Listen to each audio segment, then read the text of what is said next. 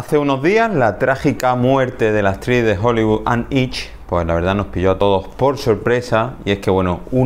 justo una semana después de sufrir un accidente de tráfico con su automóvil, pues y después de considerarse en situación de muerte cerebral, se produjo la desconexión tras asegurar la donación. Todo esto pues bueno, pues no hace obligatoriamente pues que hablemos en el día de hoy en este video tutorial sobre qué es exactamente eso de la muerte cerebral, qué aspectos médicos y legales están detrás de este diagnóstico, si hay alguna similitud o si es totalmente un concepto diferente totalmente al coma, y también pues quiero aprovechar este vídeo y esta trágica situación pues para hablar un poco sobre el proceso de donación de órganos y qué hay que hacer si quieres ser donante de órganos. Ese trágico 5 de agosto pues la actriz sufrió 2 accidentes de tráfico. En el primero, bueno, pues se fue a la fuga, y en el segundo, con su turismo, posteriormente dio positivo para los test de alcoholemia y de otras sustancias tóxicas. Se chocó contra un garaje, se produjo una gran explosión y según las fuentes policiales fueron al lugar del incidente 59 bomberos que tardaron más de 1 hora en poder acceder al cuerpo de la actriz, que cuando la recuperaron y demás pues está en una situación de una anoxia cerebral severa que condicionó esta muerte cerebral. Así que presta mucha atención, que vamos a hablar en este vídeo sobre la muerte cerebral y la donación de órganos. Soy Juan Toral, médico de urgencia y personas. Dentro vídeo.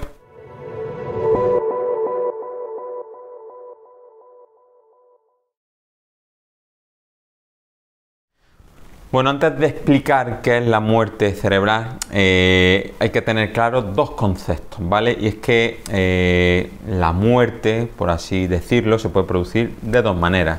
Por un lado, se produce cuando hay un cese de la función cardiorrespiratoria, ¿vale?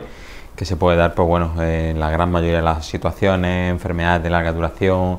cánceres, ancianos frágiles, pérdidas sanguíneas por accidentes violentos que terminan repercutiendo en un fallo multiorgánico, en un shock séptico, un shock hipovolémico, y finalmente pues el corazón, los pulmones se vienen abajo y se produce una parada cardiorrespiratoria que como consecuencia da lugar al fallecimiento de una persona.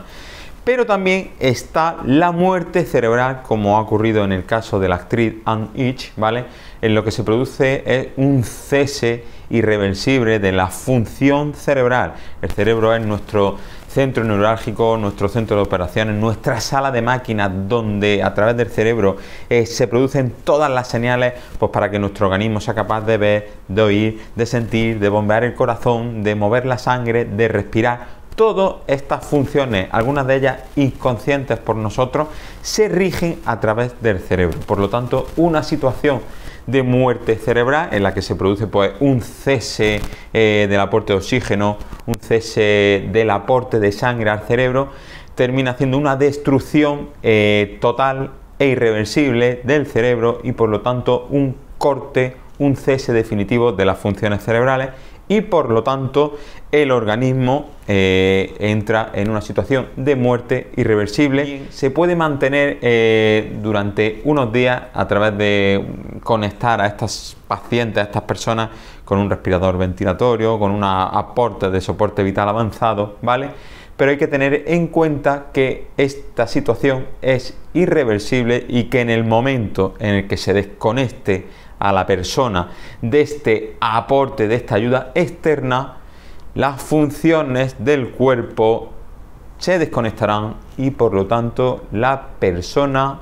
se confirmará el fallecimiento. Oye, que aún no lo has hecho, suscríbete ya al canal más saludable de YouTube, donde compartir salud es regalar vida. Pues hay diferencias, y es que de hecho la muerte cerebral y el coma pues poco tienen en común. Por un lado, bueno, en el coma la persona está inconsciente, ¿vale? Tiene un nivel de conciencia pues o disminuido, en este caso en un coma ausente, pero la persona es capaz de llevar a cabo las funciones que le mantienen con vida, como la respiración y el bombeo de la sangre y por lo tanto el proceso de circulación. En un proceso de muerte cerebral esto no ocurre, la persona pues no tiene nivel de conciencia, pero es incapaz de permanecer con vida a no ser que esté conectado a un soporte vital, a un respirador artificial que haga que el resto de funciones del cuerpo se mantenga con vida. En un coma estas funciones pues la propia persona las mantiene, pero en una muerte cerebral no es así. De una situación de coma se puede salir en función de la causa del mismo, pero en una situación de muerte cerebral es irreversible, por lo tanto es imposible, sea el origen que sea de la causa de la muerte cerebral, que una persona mantenga la vida después de la confirmación de una muerte cerebral.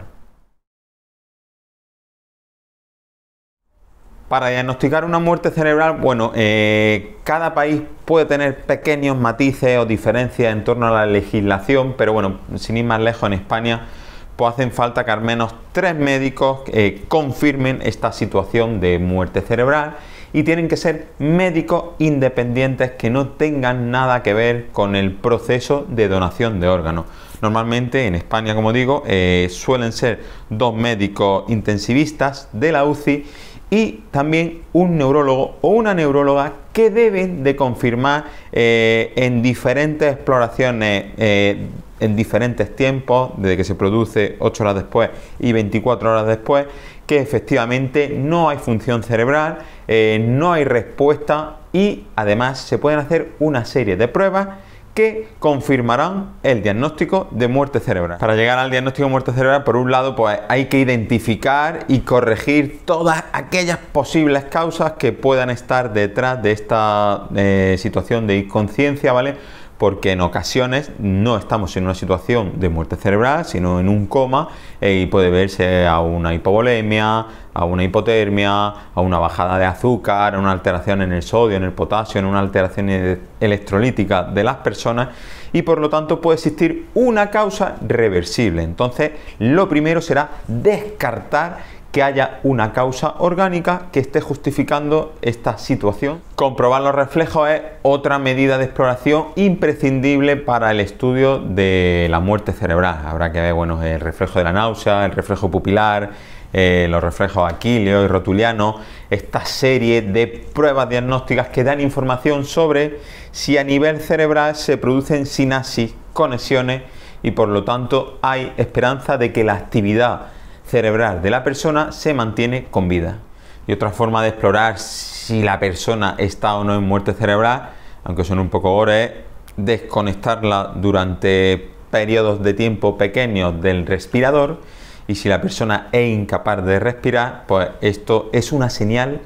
prácticamente inequívoca de que la persona, si tiene todas las pruebas anteriores negativas, está en situación de muerte cerebral. Pero además de la exploración neurológica, del estudio de las posibles causas que puedan justificar un coma, una disminución en el nivel de conciencia, y de las patologías previas que pueden estar detrás de toda esta situación clínica, existen una serie de pruebas diagnósticas que, como hemos dicho, estos 3 médicos independientes del proceso de donación de órganos deben hacer y atestiguar, en el que, por ejemplo, se puede usar un encefalograma, ¿vale? Es la conexión de unos electrodos para medir la actividad neuronal del cerebro. Si en el electroencefalograma se ve aplanado sin actividad de ondas delta, esto es una señal prácticamente inequívoca de que ese cerebro está en situación de muerte cerebral. Y luego existen también una serie de pruebas de imágenes en el que se ve si hay flujo sanguíneo y actividad cerebral,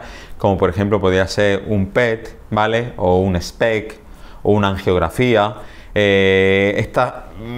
exploraciones diagnósticas por imagen también complementan el diagnóstico y hacen que se confirme la muerte cerebral de una persona.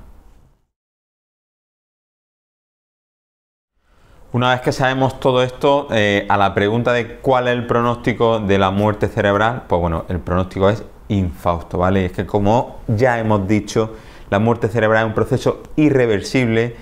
que no tiene solución, que no se puede revertir, que no podemos pasar de una muerte cerebral a un coma inducido para una posterior recuperación. Si se confirma la muerte cerebral, esa persona a nivel médico, legal y ético se considera que ha fallecido, ¿vale? Y será cuestión de horas o de días tomar la decisión de desconectar de este respirador artificial, de estas medidas de soporte vital avanzado externo, ¿vale?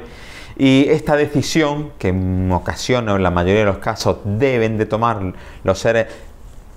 cercanos, queridos o los familiares de la persona, ¿vale? Pues esta decisión final está condicionada a si se encuentra o no un donante idóneo o unos donantes idóneos de los posibles órganos que pueden ser útiles, que tienen viabilidad en la persona que ha fallecido por muerte cerebral, según sea la causa del fallecimiento, según sea el estado de la persona, si tiene alguna enfermedad infecciosa, contagiosa o la causa que ha justificado la muerte.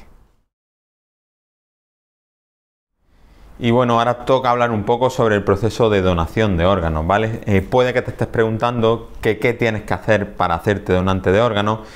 Y bueno, la donación de órganos, es verdad que cada país, y en España la verdad que somos punteros, porque hay un centro nacional de trasplantes de órganos que coordina de maravilla y de hecho nos hace ser uno de los países mundiales con mejores cifras de trasplantes y de éxitos cada año. Lo cierto es que, bueno, si tú quieres ser donante de órganos, se puede uno a través de internet buscar donantes de órganos en tu país. Yo, sin ir más lejos, pues me di de alta en el registro nacional de donantes de órganos y me pude descargar pues mi teléfono y en el ordenador como una especie de carné simbólico que acredita que yo deseo que en el caso de tener un fallecimiento, Dios no lo quiera, pues inesperado, un accidente, que pueda ser candidato a que mi órgano salve en otras vidas.